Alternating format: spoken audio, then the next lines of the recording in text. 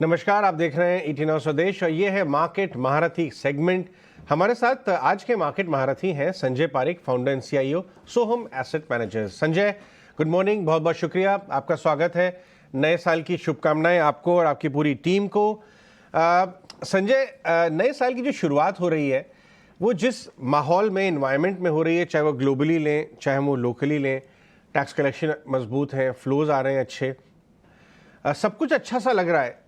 सिर्फ एक रिस्क कुछ लोगों के मन में ये है कि ये सारी चीज़ें तब तक ठीक है अगर अर्निंग मोमेंटम मजबूत रहे तो, वरना सब कुछ महंगा लगने लगेगा। रेट कट की उम्मीदें ऑलरेडी बनना शुरू हो गई हैं। जो आप अपने पोर्टफोलियोज रन कर रहे हैं, जब आप डीप डाइव लेते हैं उनकी अर्निंग विजिबिलिटी में, आपको कितना कंफर्ट आ रहा है इस साल में, इस क्वार्टर में? आपको लगता है मोमेंटम जारी रहेगा? Ajay bhai, and wish all of the viewers and your team a happy, healthy, peaceful, and prosperous year. Yes, it's very important कि earnings कैसे होंगे. मुझे earnings में broad based earnings में कोई बड़ी कटौती नहीं दिख रही है. Clearly certain pockets में we'll see some slowdown. But overall Nifty के अर्निंग्स में हमें कोई बड़ा डाउनग्रेड नहीं लग रहा है. सो निफ्टी के अर्निंग्स अगर हम 24-25 ले तो 1100 रुपया का जो अर्निंग है वो लुक्स वेरी रीजनेबल. कोई कोई एस्टिमेट इवन 1140 है और कोई कोई एस्टिमेट 1070 है, बट 1100 हमारा बॉटम अप व्यू से हमें लग रहा है कि बहुत रीजनेबली अचीवेबल है. क्लियरली मोमेंटम इकोनॉमी में बहुत अच्छी है. आप इंडिया के पीएमआई देखिए, PMI manufacturing, PMI services, commodity prices भी लोअर है which helps.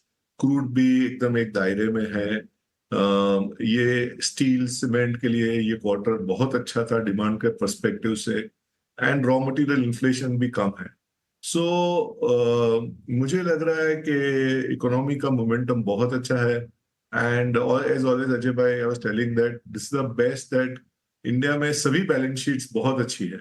So banking balance sheet भी at best, all time best मैंने नहीं देखी इतनी अच्छी.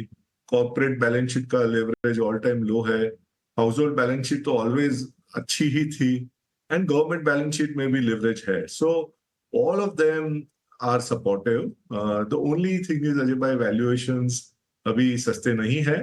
And India, at 20 times for next year, हमें लग रहा है कि we are going a little more faster, and there could be some more time correction. But structurally, if we take a 18-24 month view, we look at 25-26, तो broadly visibility कम होता है earnings का, but around 1250 earning अगर हम ले nominal GDP plus, तो 20 times में 25,000 का इंडेक्स हो सकता है, but that is 18 months from now. So 12-13% annualise compounding is possible, but it could be a little back ended.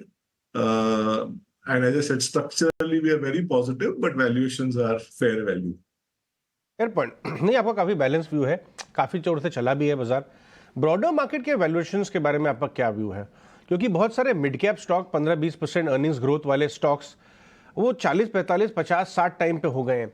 P री रेटिंग बहुत ज़्यादा हो गई है, अर्निंग्स अभी कैचअप जरूरी है. तो क्या वहां पे सावधानी बरतनी चाहिए 2024 में?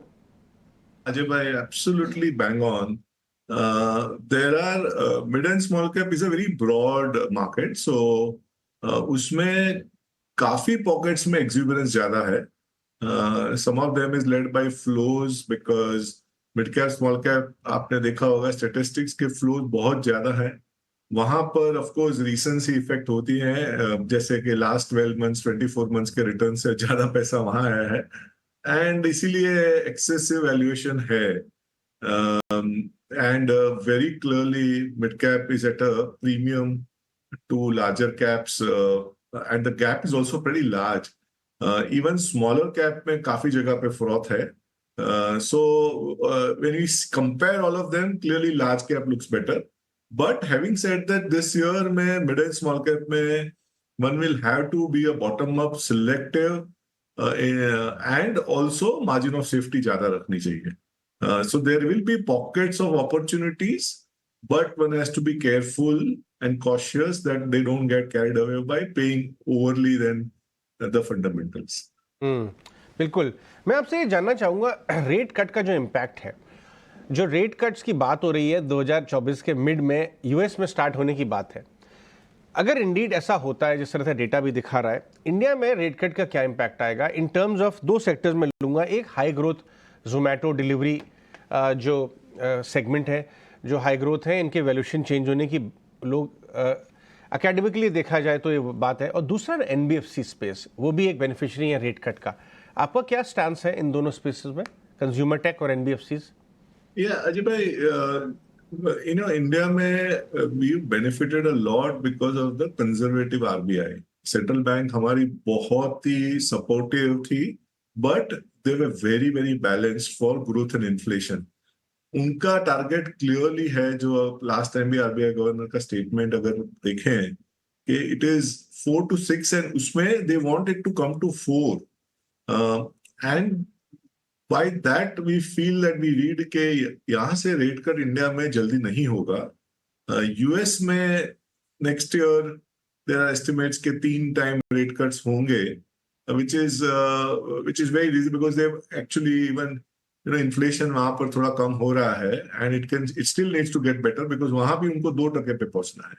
तो हमें लगता है कि नेक्स्ट ईयर फर्स्ट हाफ तक इंडिया में कोई बड़ा रेट कट नहीं होगा, and but directionally let's say second half में अगर थोड़ा रेट कट होता है, then obviously any growth sectors benefit when there are rate cuts. But I would, Ajay bhai, not take a big P rating just because of rate cuts. Because even if we have rate cuts, I don't see significant rate cuts in India next year, second half also. So I'll not buy that any stock based on potential rate cuts and hence P rating, because we already at 20 times. हम लोग इतने सस्ते नहीं है कि, छोटे rate cut से री रेटिंग फर्दर होगा।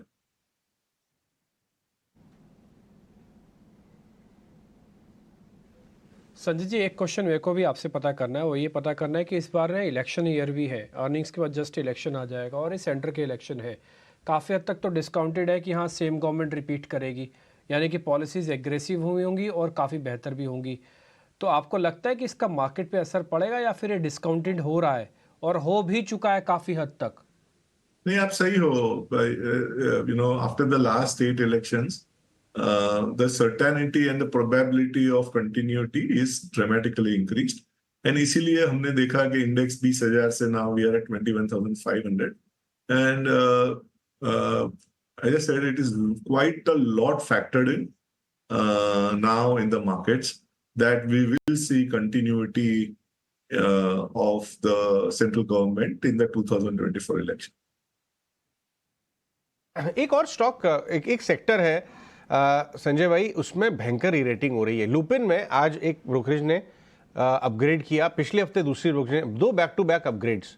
डॉक्टर रेड्डी में पिछले हफ्ते उनके मेन प्लान पे कुछ संदेह उठा था, स्ट्रीट डिवाइडेड थी कि प्रोसीजरल या सिवियर, पूरा डिप बॉट हो गया। हम देख रहे हैं कि फार्मा में वापस से फ्लोज आ रहे हैं। क्या आपको जस्टिफाइड लगते हैं यहाँ से टॉप लार्ज कैप फार्मा और मिड कैप फार्मा पे आपका क्या व्यू है? अजय भाई, हमारा स्टैंड न्यूट्रल था last entire year, and given that there are concerns, तो पहले एफडीए के प्लान के रिस्क देखें, कि यूएस जेनेरिक प्राइसिंग प्रेशर देखें, कि इंडिया में ट्रेड जेनेरिक का प्रेशर देखें, ये सब है। This is reality, and these are like overnight इसका चेंजेस नहीं होने वाले हैं। बट ऑब्वियसली यहाँ से they are defensives, they're not, some of the pockets में कहीं valuation reasonable है, and for a defensive sort of nature of the business, if one has to expect कि markets are not cheap and मुझे थोड़े defensive mode में जाना है और मुझे 15% return भी चलेगा, then there are pockets of and certain stocks where I see that there is a possibility. हमारा व्यू ये होगा कि हम थोड़ा बढ़ाएंगे यहाँ से pharma में, and we will take a mild overweight at the price we like. So but हम बहुत बड़ा ओवरवेट फार्मा में नहीं करने वाले। ठीक है संजय जी, बहुत बहुत शुक्रिया, थैंक यू वेरी मच। नए साल की आपको बहुत फिर से शुभकामनाएं और उम्मीद करते हैं इस साल आपके लिए काफ़ी अच्छा प्रॉस्पेरस हो और वेल्दी भी हो आप, हेल्दी भी हो आप। बहुत बहुत थैंक शुक्रिया sir, thank you very much thank you समय थैंक देने यू के लिए वेरी आज much. Sanjay ji, thank you very much.